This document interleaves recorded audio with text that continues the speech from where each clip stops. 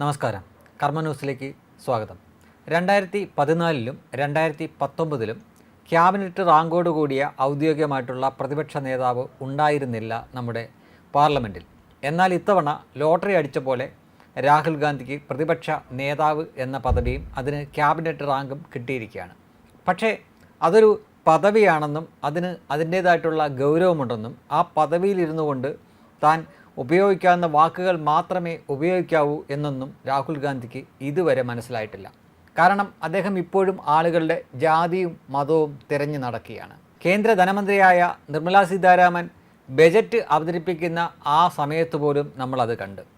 Budget halwa തയ്യാറാക്കിയ സമയത്ത് അതിൽ OBC ഉണ്ടായിരുന്നോ, SC ST ഉണ്ടായിരുന്നോ തുടങ്ങിയ ബാലിശമായ ചോദ്യങ്ങളാണ് രാഹുൽ ഗാന്ധി ഉന്നയിച്ചുകൊണ്ടിരുന്നത്. കുറേ കാലമായിട്ട് രാഹുൽ ഗാന്ധി ജാതി സെൻസസ് നടത്തണം എന്ന ആ ആവശ്യത്തിന് പിന്നാലെയാണ്. അതായത് ഈ രാജ്യത്തുള്ള ബഹുഭൂരിപക്ഷം വരുന്ന ഒരു വിഭാഗത്തിനെ ജാതി പറഞ്ഞ് ഭിന്നിപ്പിക്കുക എന്നതാണ് അദ്ദേഹത്തിൻ്റെ തന്ത്രം. അത് ഒരുപക്ഷെ അദ്ദേഹത്തിൻ്റെ താല്പര്യപ്രകാരമായിരിക്കില്ല. അദ്ദേഹത്തിനോട് പറഞ്ഞു കൊടുത്തവർ പറഞ്ഞതിന് പ്രകാരം അദ്ദേഹത്തിൻ്റെ പിന്നിൽ നിന്ന് കളിക്കുന്നവർ അദ്ദേഹത്തെ കൊണ്ട് പറയിപ്പിക്കുന്നതായിരിക്കും. എന്തായാലും ഇത് ഒരു പൊതുശല്യം പോലെ ആയി മാറിയപ്പോൾ എന്നാൽ പിന്നെ ഇതങ്ങ് അവസാനിപ്പിച്ചേക്കാം എന്ന് BJPയും തീരുമാനിക്കുന്നു. അവരുടെ യുവ MP ആയ അനുരാഗ് ഠാക്കൂറിനെ തന്നെ അതിന് നിയോഗിക്കുന്നു. അദ്ദേഹം പാർലമെൻറ്റിൽ പ്രസംഗിക്കുമ്പോൾ താങ്കൾ എപ്പോഴും ജാതി സെൻസസ് എടുക്കണം എന്ന ആവശ്യം ഉന്നയിക്കുമല്ലോ. ശരി, ജാതി സെൻസസ് എടുത്തു തുടങ്ങിയേക്കാം. അങ്ങിൽ നിന്ന് തന്നെ ആദ്യം തുടങ്ങാം. അല്ലയോ രാഹുൽജി, എന്താണ് താങ്കളുടെ ജാതി എന്ന് ചോദിച്ചു. ശരിക്കും പറഞ്ഞാൽ രാഹുൽ ഗാന്ധിയുടെ നവദ്വാരത്തിൽ നിന്നും തീയും പുകയും എല്ലാം പുറത്തേക്ക് പോയി.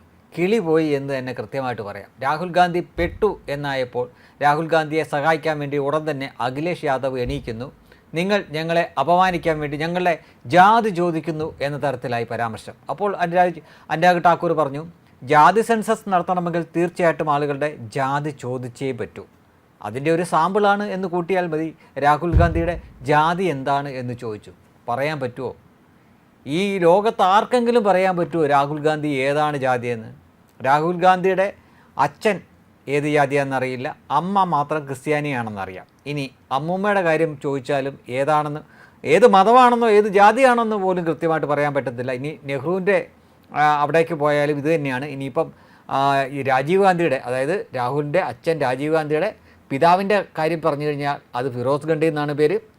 മാതാവാണെങ്കിൽ ഇന്ദിരാഗാന്ധി, അവരുടെ മോൻ രാജീവ് ഗാന്ധി, രാജീവ് ഗാന്ധിയുടെ മോൻ രാജീവ് ഗാന്ധിയുടെയും രാജീവ് ഗാന്ധിയുടെയും സോണിയാഗാന്ധിയുടെയും മോനാണ് ഈ രാഹുൽ ഗാന്ധി. അപ്പോൾ ഏത് മതമാണ്, ഏത് ജാതിയാണ് എന്ന് പോലും ആർക്കും, ദൈവം തമ്പുരാന് പോലും ഒരു പിടിയില്ലാതിരിക്കുമ്പോഴാണ് ഈ ചോദ്യം അങ്ങോട്ട് വരുന്നത്. പെട്ടുപോയതുള്ളൂ. അങ്ങനെ രാഹുൽ ഗാന്ധി ആകെ കിളിപോയി നിൽക്കുമ്പോഴാണ് നിർമ്മലാ സീതാരാമൻ്റെ വക അടുത്തത്. രാഹുൽ ഗാന്ധിയുടെ പിതാവായ രാജീവ് ഗാന്ധിയുടെ പേരിൽ ഒരു രാജീവ് ഗാന്ധി ചാരിറ്റബിൾ ട്രസ്റ്റുമുണ്ട്, ഒരു രാജീവ് ഗാന്ധി ഫൗണ്ടേഷനുമുണ്ട്. ഇതിൽ എത്ര OBC SC ST അംഗങ്ങളുണ്ട് എന്നൊരു ചോദ്യം കൂടെ ചോദിച്ചു. അക്ഷരാർത്ഥത്തിൽ നക്ഷത്രമെണ്ണി പെട്ടുപോയി. കാരണം ഉത്തരം പറയാനില്ല. ഉത്തരം പറഞ്ഞാൽ പെട്ടു. അയാൾ അങ്ങനെ കിളി പോയി നിൽക്കുമ്പോൾ കങ്കണ റാണൗത്തിൻ്റെ വക അടുത്തത്. കങ്കണ റാണൗട്ടിനെ അറിയാമല്ലോ, അവർ ഒരു നടിയാണ്, ഇപ്പോൾ BJPയുടെ MP ആണ്. അവർ പറയുന്നു, ജാതി സെൻസസ് മാത്രം എടുത്താൽ പോരാ, ആളുകൾ മരുന്നടിക്കുന്നവരാണോ എന്നുകൂടി പരിശോധിക്കണമെന്ന്. മരുന്ന് ഏതാണെന്ന് ഞാൻ പറയേണ്ട കാര്യമില്ലല്ലോ. കാരണം കുറച്ച് വർഷങ്ങൾക്ക് മുമ്പ് ഈ രാഹുൽ ഗാന്ധിയെ അമേരിക്കയിലെ എയർപോർട്ടിൽ വെച്ച് അവർ പിടികൂടിയെന്നോ, കയ്യിൽ നിരോധിക്കപ്പെട്ട മരുന്നുകളുണ്ടായിരുന്നെന്നോ, അവിടുന്ന് ജയിലിലാവാതെ അവിടുന്ന് രക്ഷിച്ചുകൊണ്ട് വന്നത് അന്നിവിടെ പ്രധാനമന്ത്രിയായിരുന്ന AB വാജ്പേയി ആയിരുന്നു എന്നൊക്കെ അന്ന് ദേശീയ മാധ്യമത്തിലും ചില അന്തർദേശീയ മാധ്യമത്തിലൊക്കെ വന്നിട്ടുണ്ട്. ഈ കഥ പലർക്കും അറിയാവുന്നതാണ്. ഇത് കൊള്ളിച്ചിട്ടാണ് കങ്കണ റാണൗത്തും കൂടെ ഒരടി അങ്ങ് വെച്ചു കൊടുത്തു. അതോടെ രാഹുൽ ഗാന്ധി ഏതാണ്ട് തീരുമാനമായി. രാഹുൽ ഗാന്ധി ഇനി 1-2 ആഴ്ചയിലേക്ക് ഈ ജാതി സെൻസസ് എന്നോ ജാതിയെന്നോ മതമെന്നോ പോലും പറഞ്ഞുകൊണ്ട് വരില്ല. ഏതാണ്ട് അത്രക്കോളമുള്ള പയറ് നിറച്ച് കിട്ടിയിട്ടുണ്ട്. അപ്പോൾ മിനിമം കുറച്ചെങ്കിലും ഹോംവർക്ക് ചെയ്തിട്ട് വേണം ഈ തഴക്കവും പഴക്കവും ഉള്ളവരോടൊക്കെ ചെന്ന് മുട്ടാൻ. അല്ലെങ്കിൽ അവർ പഠിച്ചിട്ട് വന്നിട്ട് തിരിച്ചിതേപോലെ തരും. അതും കിട്ടിക്കൊണ്ട് അണ്ണാക്കിൽ പിരിവെട്ടിയണക്കിരിക്കാൻ മാത്രമേ പറ്റൂ എന്ന് രാഹുൽ ഗാന്ധി ഇനിയെങ്കിലും മനസ്സിലാക്കിയാൽ നന്നായിരിക്കും.